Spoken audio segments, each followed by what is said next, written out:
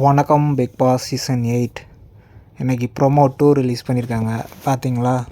அந்த worst performer and best performer கொடுத்துருந்தாங்கல்ல, அதில் வந்து அவங்க 2 பேருக்கு பனிஷ்மெண்ட் என்னென்னா, அவங்க 2 பேரையும் முன்னாடி உட்கார வச்சு என்ன கமெண்ட் வேணாலும் அவங்களுக்கு கொடுத்துக்கலாம். அவங்க எதுவும் ரியாக்ட் பண்ணக்கூடாது.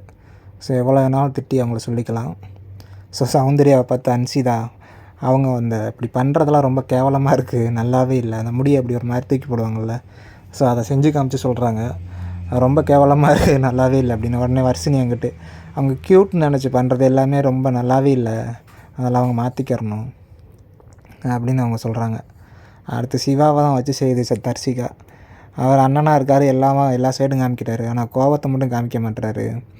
அவருக்கு நான் எங்கள் வீட்டிலேருந்து உப்பு வேணால் எடுத்து தரேன், எடுத்து போட்டு சாப்பிட்டுட்டு கோவப்படுறாரான்னு பார்ப்போம், உணர்ச்சி வருதான்னு பார்ப்போம் அப்படின்னு சொல்லுது. ஆக்சுவலாக தர்சிகா இந்த வாரம் ஃபுல்லாக என்ன பண்ணாங்கன்னே தெரில. அவங்கெல்லாம் இந்த வேர்ட்ஸ் யூஸ் பண்ணுறதெல்லாம் ரொம்ப இதாக ஆச்சரியமாக தான் இருக்குது. ஏன்னா உப்பு தரேன், உப்பு போட்டு சாப்பிட்டா உங்களுக்கு சொரணம் வருமானு பார்ப்போம் அப்படின்னு சொல்கிறாங்க. ஓகே, அடுத்து ஸோ இது எல்லாருமே அப்புறம் சிவாவும் அங்கிட்டு அன்சிதா ஆர்ஜி ஆனந்தியும் சொல்கிறாங்க, அவர் இன்னும் நல்லா ப்ளே பண்ணணும் அப்படி இப்படின்னு சொல்கிறாங்க. ஸோ இதுதான் ப்ரோமோவில் காமிக்கிறாங்க. உண்மையிலே மித்தவங்களாம் என்னென்ன சொல்கிறாங்க அப்படின்னு தெரில.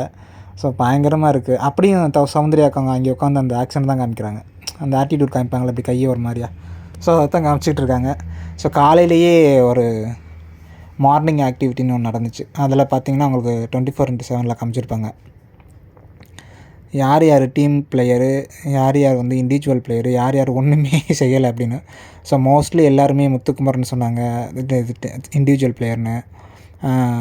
இண்டிவிஜுவல் இல்லாத பிளேயர் விஷாலை சொன்னாங்க. உங்கள்கிட்ட நிறைய பேர் ஜாக்லின் ஆல்சோ சொன்னாங்க இண்டிவிஜுவல் பிளேயர் அப்படின்னு. ஸோ ஒன்றுமே இல்லாத பிளேயரு டீம்லேயும் இண்டிவிஜுவல் பிளேயர் இல்லை, இண்டிவிஜுவல் இல்லாத பிளேயரும் இல்லை. ஸோ எதுவுமே இல்லாத பிளேயர் யாருன்னு கேட்டால் எல்லோரும் மோஸ்ட்லி எல்லோரும் வர்ஷினி தான் சொன்னாங்க. ஸோ அங்கிட்ட ரஞ்சித் சொன்னாங்க, பாதி பேர் விஷாலை சொன்னாங்க, அப்போ ஒரு ஆள் விஷாலை சொன்னாங்க. அதில் ஒரு சவுண்டு ஒரு வன்மத்தை காமிச்சிச்சு. என்னென்னா முத்துக்குமரன் சொல்லிச்சு டீம் இல்லாத, அதாவது இண்டிவிஜுவல் பிளேயர் அப்படின்னு. அப்படி தான் சொல்லணும், அது சொல்லும்போது சொல்லுது அவர் இண்டிவிஜுவல் பிளேயர் அடுத்தவங்க கேமையும் சேர்த்து விளையாடுற ஒரு ஆள் முத்துக்குமரன் அப்படின்னு. ஸோ அந்த பொண்ணுக்கு எப்போவுமே முத்துக்குமரன் மேலே ஒரு கார்னர் இருந்துக்கிட்டே இருக்குங்க, பயங்கரமான. முத்துக்குமரனை சொல்லும்போது அப்படியே அதை பயங்கரமாக சொல்லுது. ஏன்னா முத்துக்குமரன் ஆல்ரெடி சொல்லியிருந்தார் எனக்கு சௌந்தர்யாவை பார்த்தா பயமாக இருக்குது அப்படின்னு.